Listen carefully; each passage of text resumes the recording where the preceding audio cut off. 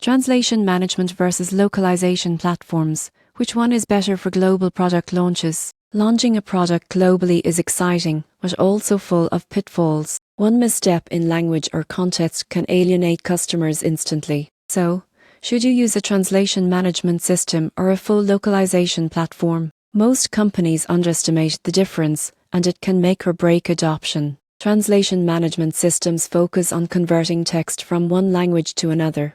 They handle string translations, glossary consistency, and workflow approvals. For example, a sauce company might use a translation system to ensure their website copy is accurately converted into Spanish, French, or German. It's efficient for static content, but limited when it comes to cultural nuance or context. Localization platforms go beyond translation. They adapt content design, and even UX for local markets. This includes date formats, currencies, cultural references, images, and tone. For instance, a mobile app might need right-to-left support for Arabic markets or localized humor for Japanese audiences. Localization platforms ensure your product feels native, not just translated. The surprising truth: translation ensures understanding, but localization ensures connection. One communicates the words, the other conveys the experience. For global product launches, a translation management system may be enough for basic international support. But if your goal is meaningful engagement and adoption across multiple markets,